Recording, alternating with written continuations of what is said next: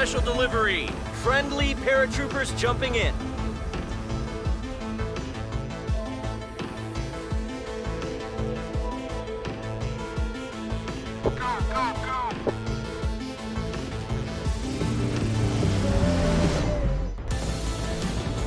Be advised, paradrop inbound, stand by.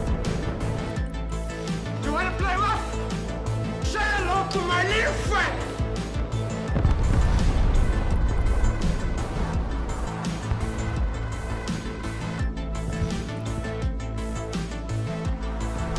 Hey! So, well, I think it's pretty certain or a known fact that Striker Soft is kind of dead in the PTE for Broken Arrow, and I thought to myself, okay, well, but what if I still want to play it? You know, what if I still want to try this trialed and tested deck that's been in the game for like almost a year, and yeah, has it been in the game for a year? I'm pretty sure it has. So anyways, yeah, that's why we're here. That's why we're here today, to test it out against some players. It's definitely not against like the better players. That is like the players that you actually have to bump into during a tournament or something. These are just, you know, actually I don't know these guys at all, so I can't tell if they're like also alt accounts of like good players or if they're like normal dudes. And I happened to bump into someone that knows me, but I don't know them. You know, sometimes it's kind of awkward because you know, like, I don't know what to say. I'm like, yo, cool, man. Good to see you, I guess. And anyways, in today's video of Broken Arrow PTE, we're gonna be playing Striker Soft on Riga Airport, which is, if I remember, like way back when I was first doing these videos, like of Hilo Heist and stuff, I used to, you know, play a lot of Striker Soft on this flank in Riga Airport because of how popular this match or this map used to be. And as we start things off, I believe my opponent was, you know, they had a couple VDV as well. And the plus side to having to playing soft is that all your fighters, or the Raptor in particular, is indeed a stealth fighter, and your opponent usually doesn't really get the reaction time to at least shoot back. I mean, to at least see that, oh, this guy has a Raptor coming. No, they don't. In reality, it's just, oh, whoops, the Raptor just popped up, and you know, all of a sudden, and then there's not much they can do about it because they've already engaged, and that's why the Raptor is kind of, you know, a pretty strong plane. Although it's not the one with the most payload out there, it is still a very good plane to like for like, you know, acting as a trap card for your opponent, so they can't really tell how many planes, how many fighters they have in the air. When you can figure out everything, like all the fighters that they have. So it is a pretty cool thing. In the meantime, I've been doing this opener for a while. I've enjoyed this opening with, well, eventually opening with an airdrop plane, and that is the MC-130. It has 20% ECM, and for a cost of like, you know, less than 150 points, it is pretty cheap. Unfortunately for us, we did run into, well, my opponent, he was playing, I think, guards motorized, and yeah, he does love heli spamming me, at least. Not really spamming, but like, you know, if you don't open up with helicopters in the opener, then yeah, it is kind of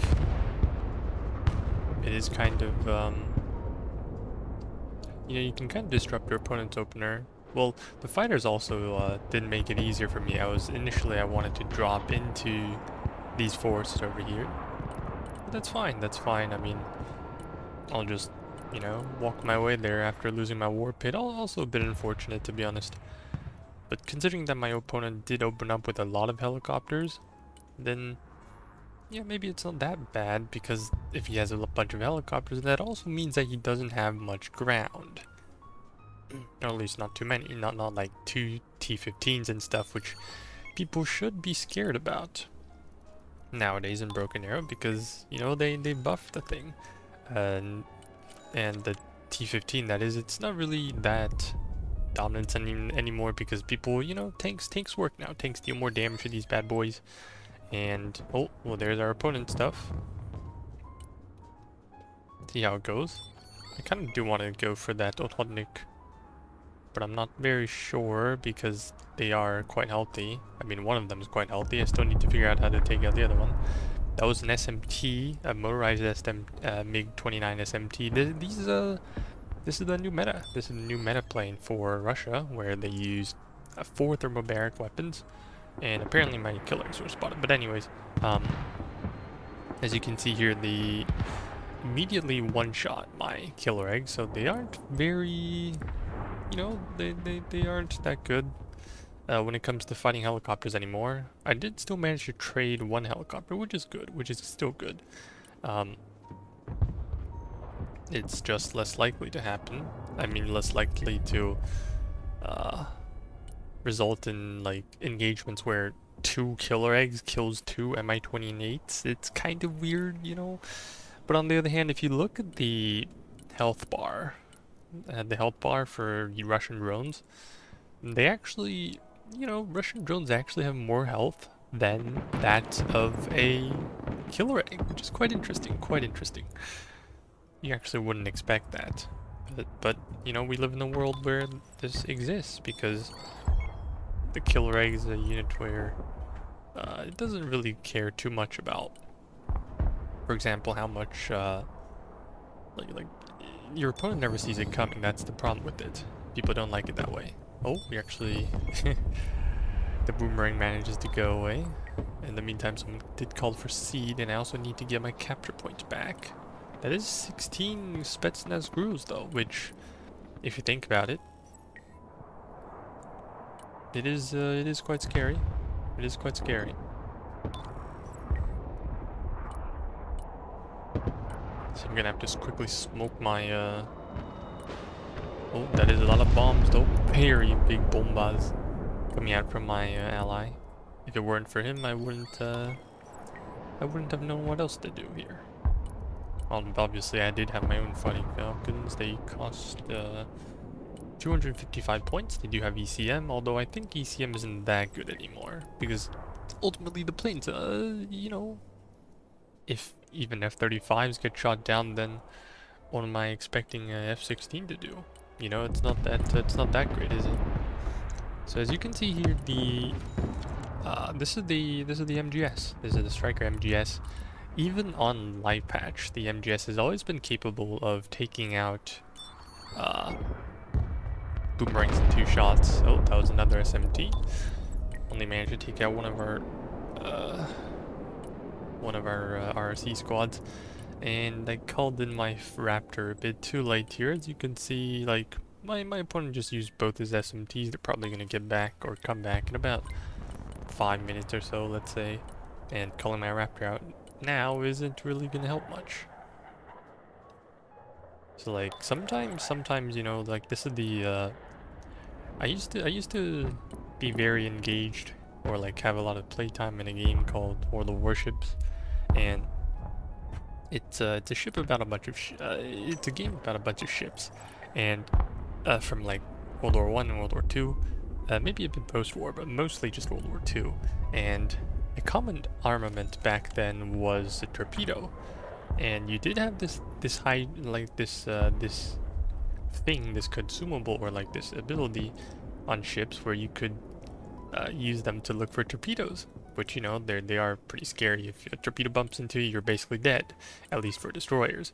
And something that people often do is that, or like people forget about, is they always forget to turn their hydro, or their torpedo looking ability, on, and as a result they eat torpedoes, and then only after they eat their torpedoes do they actually activate it. So like this is the, I mean, for us this is what we call the hydro syndrome. But well, actually I'm pretty sure I just pulled that out of my ass. But the idea is that Yeah, the idea is that, you know, sometimes calling a fighter when you actually don't need it is kind of meaningless, since my opponent just used both his SMTs and I no longer need to actually punish him for anything.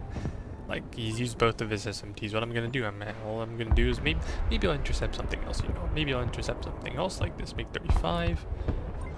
And then I'll look back. In the meantime, I did see a couple of... Did I manage to take care of it? Seems like we did. Well, at least the raptor wasn't for nothing.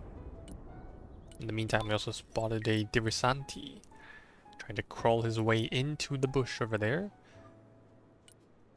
And if you've noticed, this patch, the Diversanti or most sniper squads, they actually have less stealth. They went down from 3 stealth to 2.5, and it does matter. It does matter quite a bit. Because like if for normal scout squads, they would usually spot the thing at about 700 meters out in the open.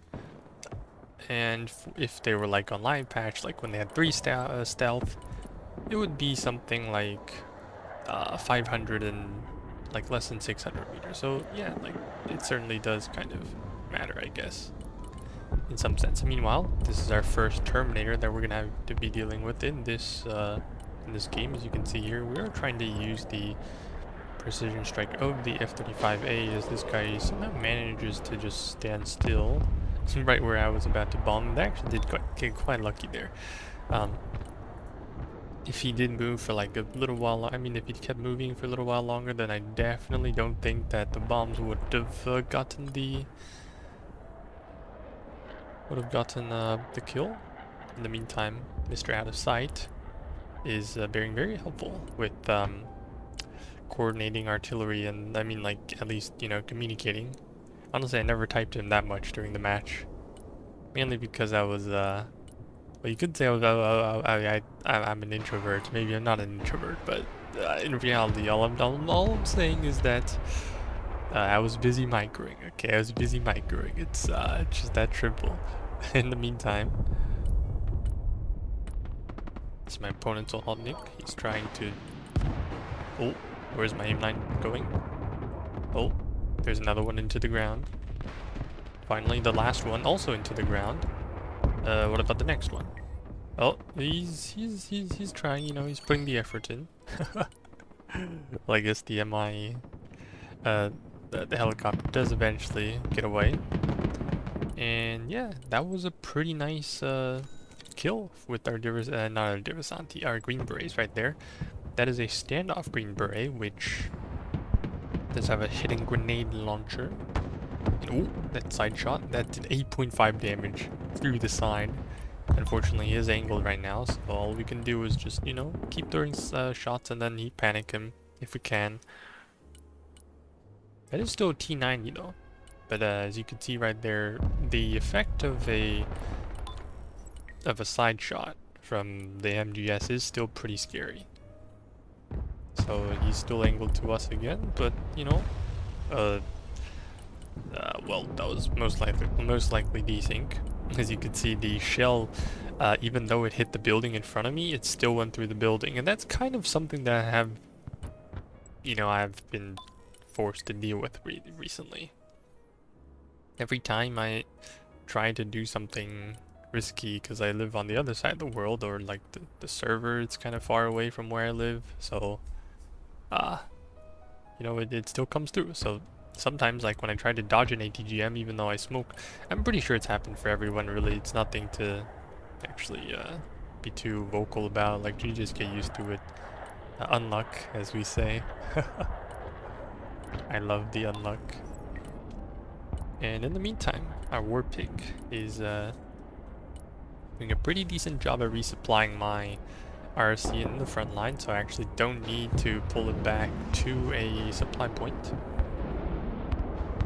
Also firing a couple shots at the SU-30SM. Seems like everything is missing at the moment, but you know, shoot a couple more missiles and see if they work. Yep, they do. And all of a sudden, oh, that is his S-300.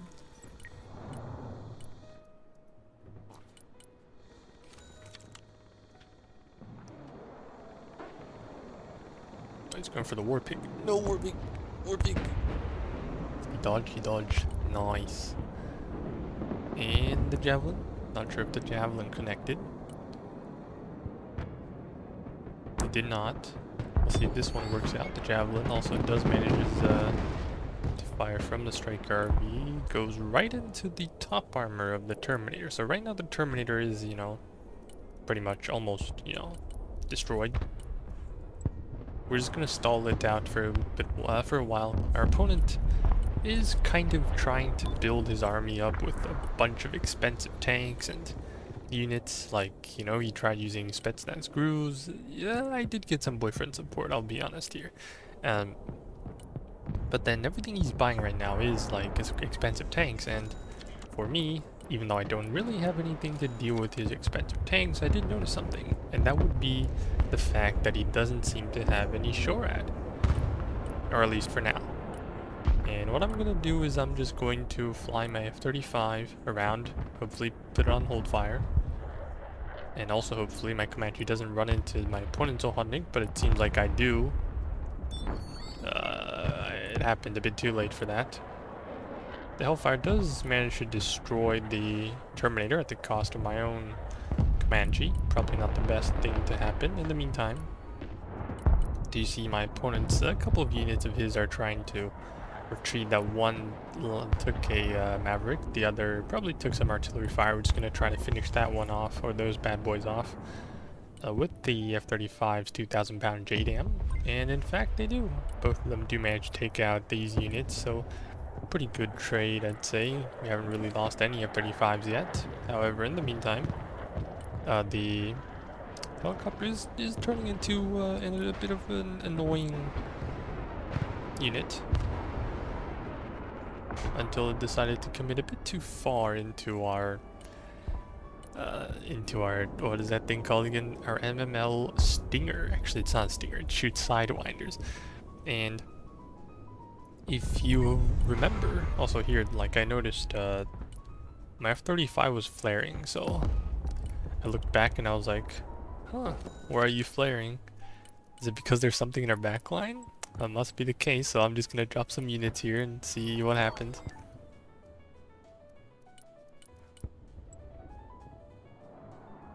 Also, when that happens, I mean, it's not even the flare, like when they manage to sneak something around, it could be from my flank, it could be from my opponent, from allies flank, where we tend to be a bit lousy when this, I mean, I tend to be a bit lousy when, like, my opponent tries to sneak something through, because normally I just don't think that it's actually a problem. I just try to play front line, and then, well, ultimately, maybe I'm not that good, or like that suited for flank shenanigans, maybe.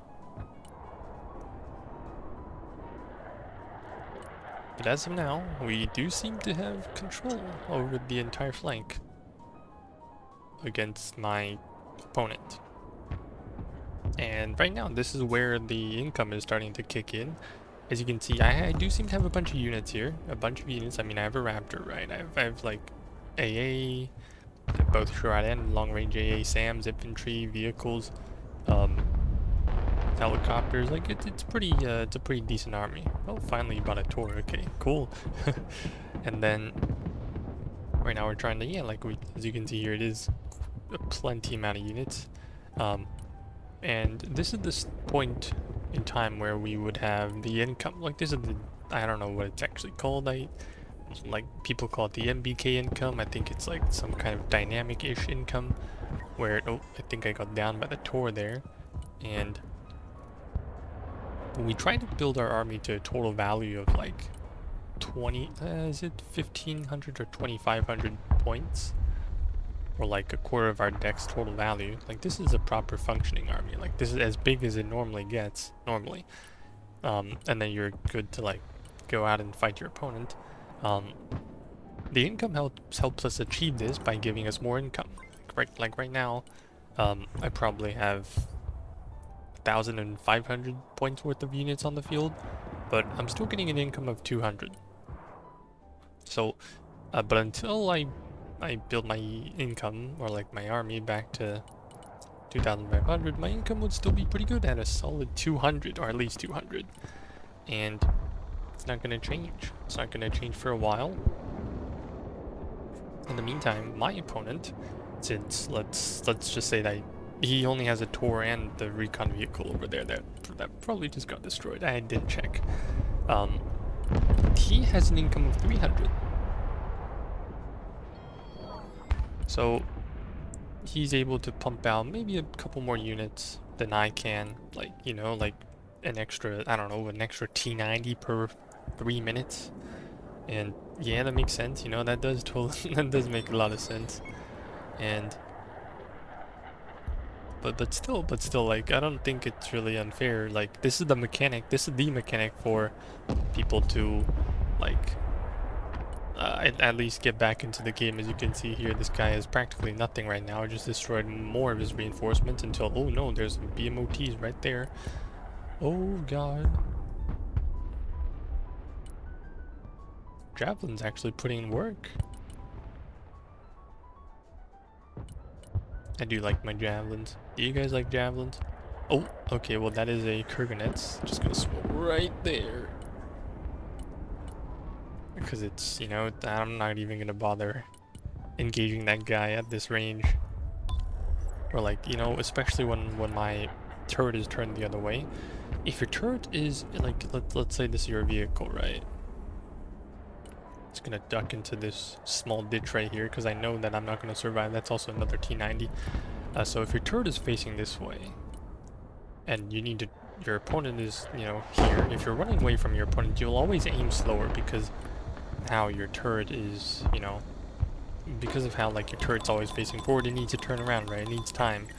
So if you're running away from your opponent and your opponent is chasing you, normally you would expect him to always be, you know, the one to fire first. Whether it be a tank, an autocannon, well, maybe you still fire like around the same time if you were using an autocannon, but I just don't think that it's actually gonna work out if you're running away. Anyways, in the meantime, I was trying to bomb this T90 only for me to realize I was actually on hold fire. As you can see here, I was on hold fire, and I missed everything. And he also smoked himself, but out of complete confusion and everything, we're just going to try to bomb that again. I'm not sure if that's going to work out because we actually don't spot that guy. Oh. And he smokes up. Yep. At least he's aware, you know, at least he's aware. So we're just going to have to run away, send our F-35A back to base.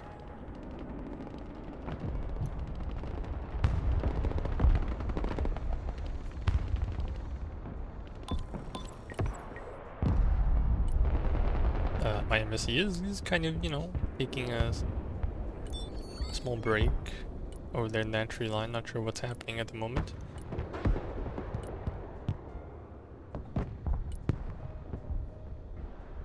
Oh, no line of sight, I suppose. Right now, just playing Ring Around the Rosie with the T90 using my MML. I mean, it's not like I'm really gonna be able to fight it, you know? I don't think I can. But there's another recon T90. It seems like my opponent is kind of obsessed with using tanks because he probably figured out that I myself, I don't have tanks. And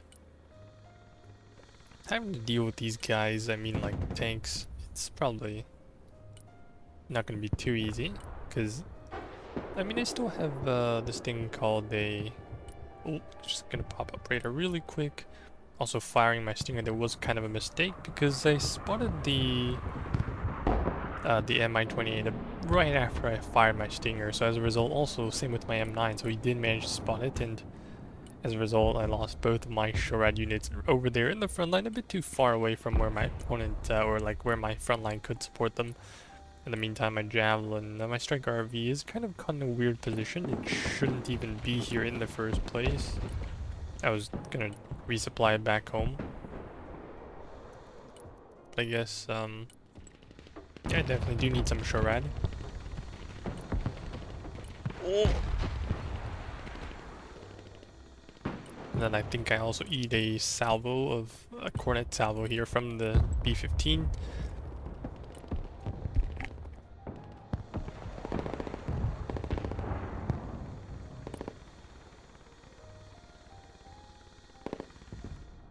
Excuse me, I had to sneeze.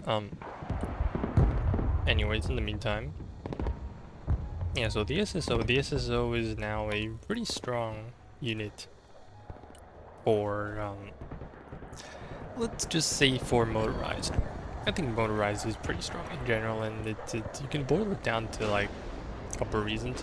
Oh, I think I see 2 drones there. I'm just gonna fire one of my sidewinders at the MA-28. In the meantime, also my AMRAMs at the other units there. Just gonna quickly take care of that. Then right afterwards, I'm gonna switch to high altitude because the Raptor, or at least for Stingers,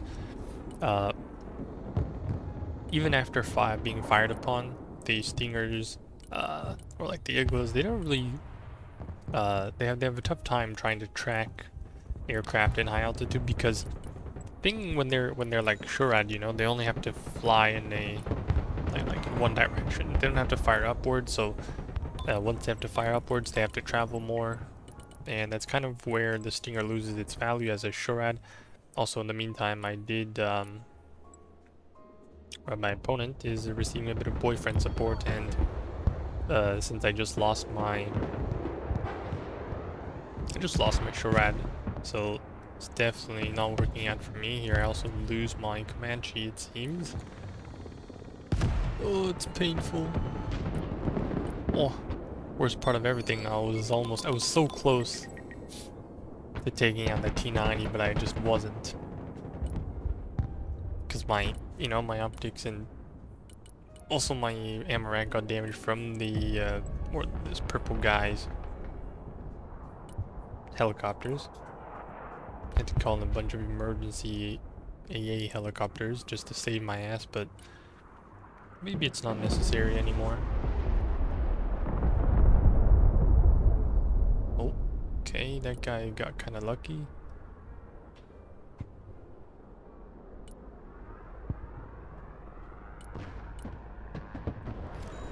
Oh, hello, Tor.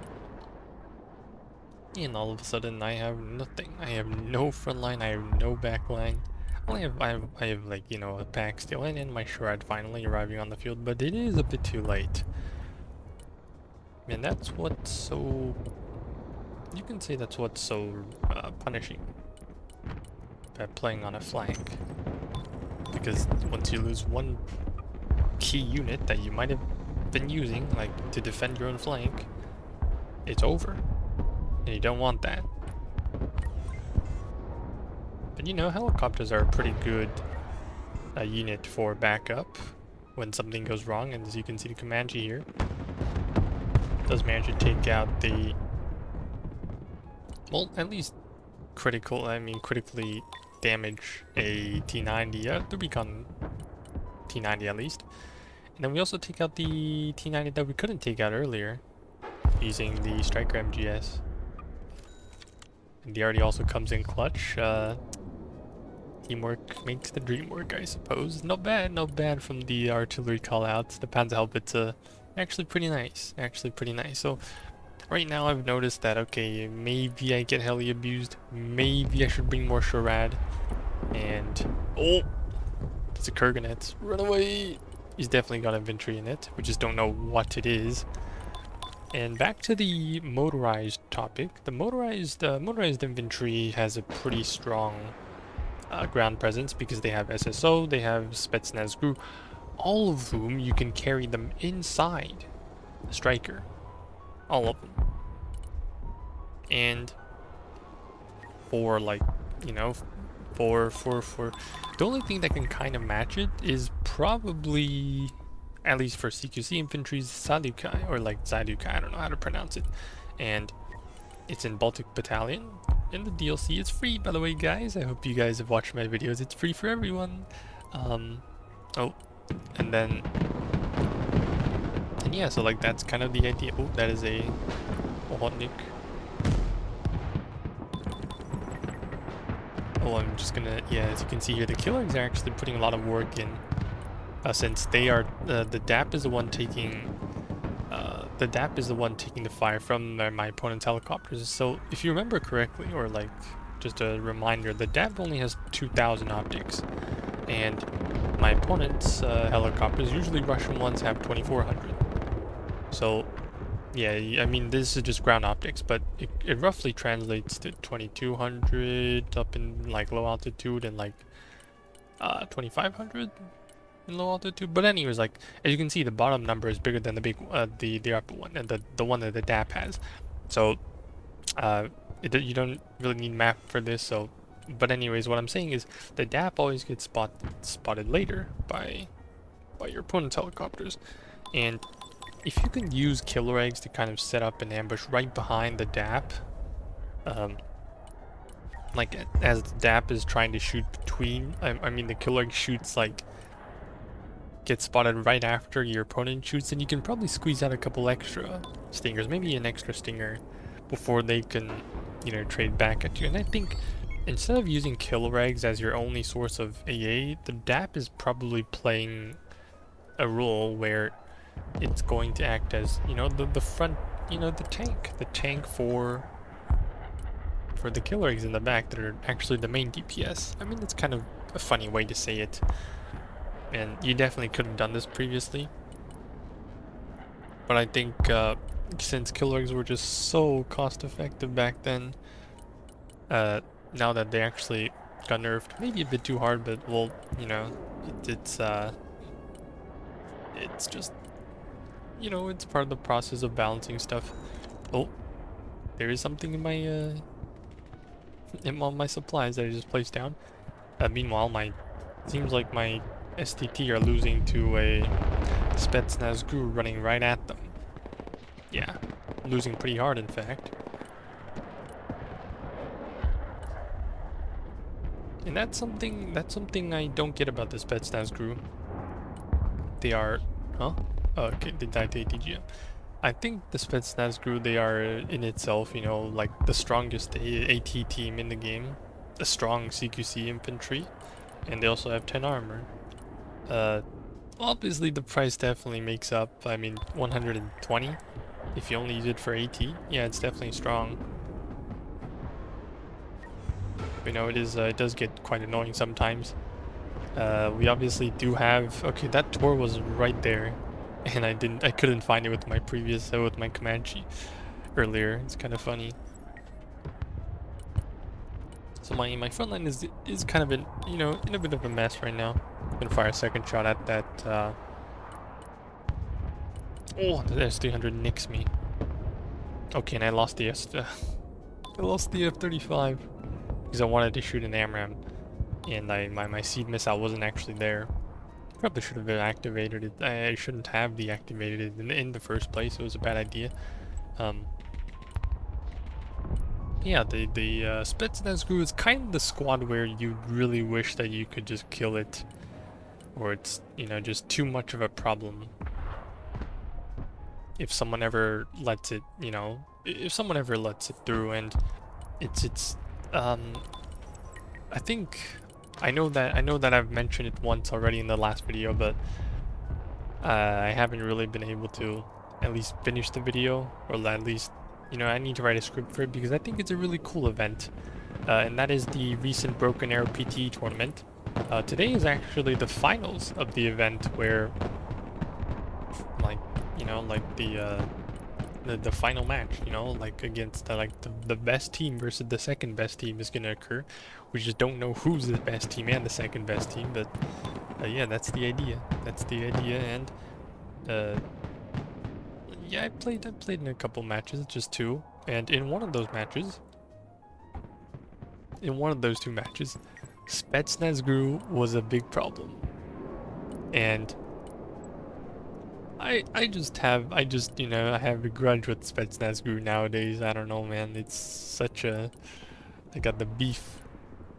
It's a very annoying unit that if you don't have it, or if you just somehow manage to infiltrate your opponent's lines, it's tough. I mean, yeah, you can definitely take care of the Spetsnaz Guru squad with like CQC infantry, like the combat engineers you see right here. That's what I've been trying to do.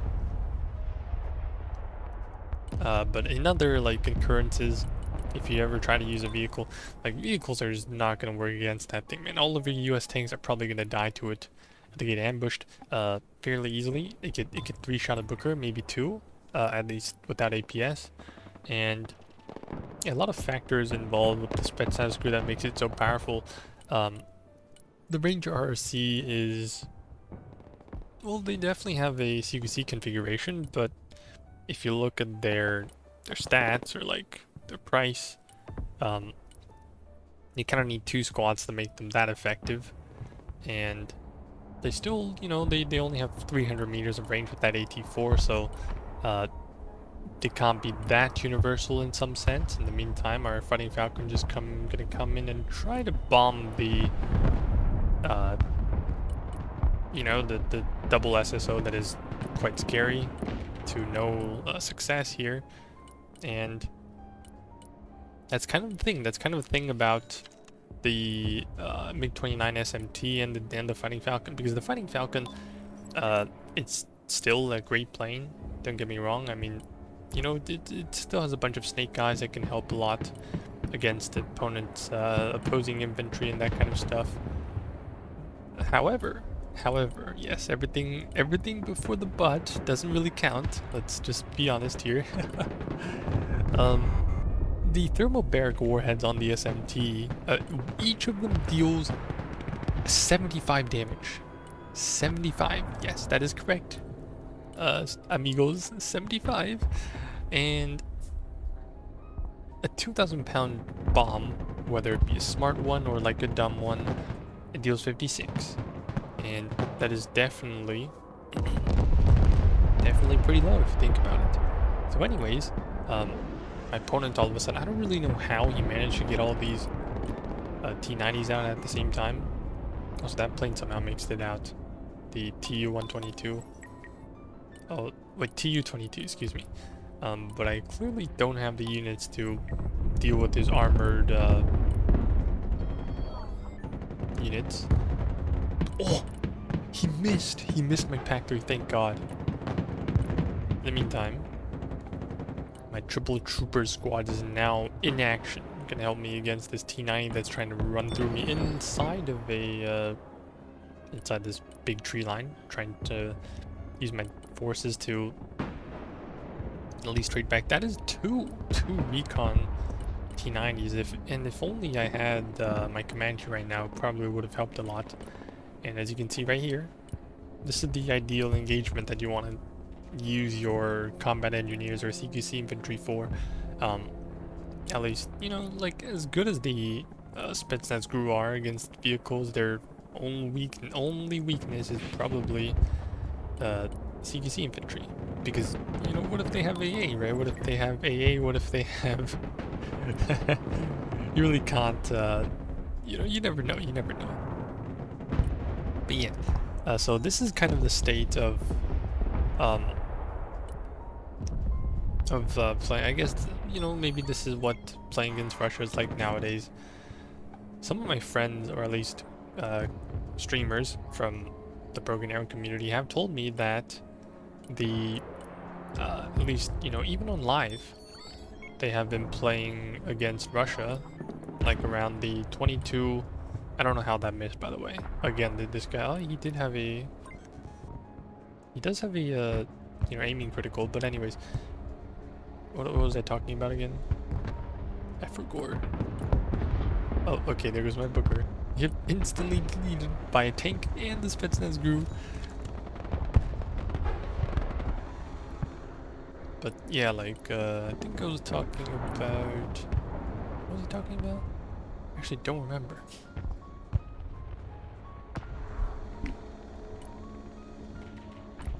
Alright, well this kind of sucks, but... Well, I guess I'll just talk about something else here. I do need to take back H though, but this Spetsnaz grew still in my face. I gotta figure out a way to deal with it eventually at some point. Oh, hello helicopter. Oh wait, yeah, I remember now, finally. Okay, it was about dealing with like motorized and guards. This is the deck where, at least this is the most, like, the strongest deck you can find that Russia has. Even on live, my friend who told me that even on live patch, like, he's playing against a bunch of like Russia as US, and he's actually never played any mirror matches when his elo, well, well, Elo is around like around 2300. So for like, you know, and I heard that the average player's Elo is around like 1500 or so. So if you're like, if they play a bit more games, then it's probably gonna be a bit higher, like around around 2k. So I think for the average BA player, then yeah, definitely. Oh, here comes the SMT. That's gonna try and turn on my radar, but my Pack-3 is a bit too far away to even defend my RC that is literally right in front of it. Yeah, you kind of need your radars on every time this plane is up, or at least, you know, something's trying to strike you. Otherwise, like, it's just gonna be able to go home for free. Oh, hello, drone.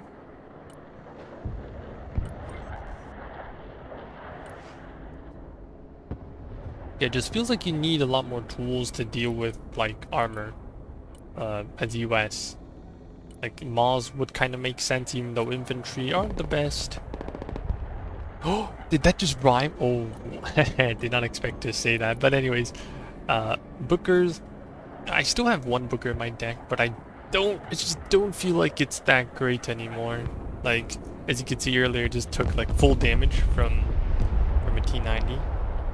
And well, it even gets penned by Bookers, like, sorry, not Bookers, but like MGS, 105 MGS, and it gets two-shot by it. It's also why I do kind of have my own MGSs. I have 4 in fact in this deck. I probably should have used them a bit more frequently, but ultimately against tanks, MGSs still get two-shot. I'm just not letting my opponent have these, like, what do you call them again? Like the supplies. I'm also going to use my Striker Charade just to take out these bad boys. The SSO. Unfortunately, the tank gets to shoot it through the smoke, or like through the force there, because it's a recon T90, and that is a lot of BMOTs. That is a lot of BMOTs. Oh wait, it goes through the smoke though. Okay, that's crazy. And that's the other SSO that we haven't really been able to deal with as of now, as of late. It seems like there are a lot of infantry in there. A lot of BMO, a lot of infantry inside as well, so maybe we need some extra reinforcements. As I look at my tab of 700 points, well, it's time to call out the MC-130 once again and see what an airdrop can do in order to help us in this scenario. The Comanche, in the meantime, also helping us hold out against the Terminator. A full HP Terminator is something that you actually should be afraid of. Not only did it get its price reduced back to where it used to be, like when the game first came out, it is also still a very strong tank inside a tree line, unless you have some proper AT to deal with it, which in this case I don't.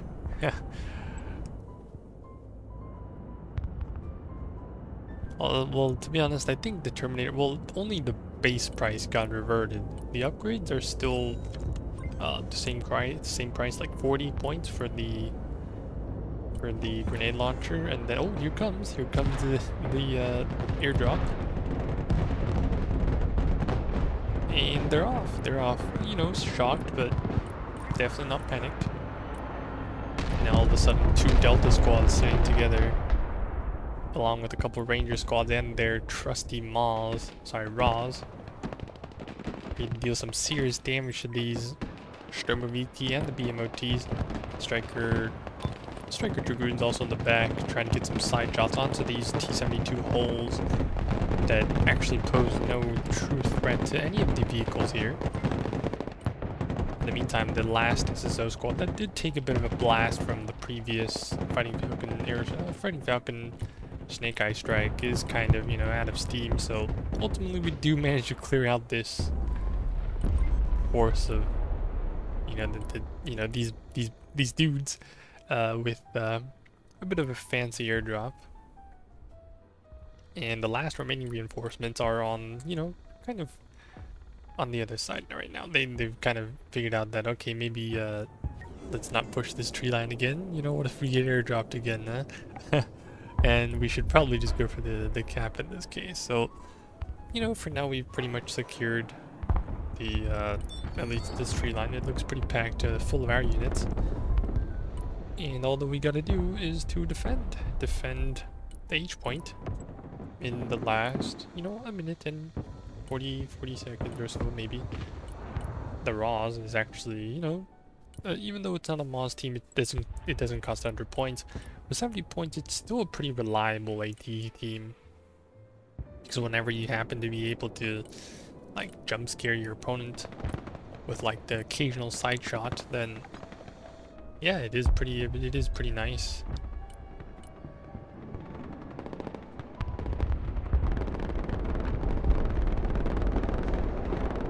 And I think, yeah, that should be it for this replay, I guess. I mean, honestly, I never expected 3 days to go by so quickly. That is a SMT going for who? We don't know. We'll never find out. but you know, for now, we'll be trying to. I can't believe it. Like, it's only been like 2 days since I uploaded my last video, and then like we're almost at day 3, and oh no, I have to make another video. Like, the schedule is quite packed for me, at least. I never expected it to be this way. I really wanted to post the replays of the tournament, but I guess I'll do it after the tournament has officially ended tomorrow, or like later in a couple hours. And until then, you know, I hope you guys have a wonderful day and night or wherever you are. And, you know, for the folks that watched until the very end, thank you very much, along with the channel supporters, the guys at PTE Armory for, you know, giving me a lot of shout outs. So yeah, guys, I hope you guys have a wonderful day, and see you guys in the next video. Bye bye.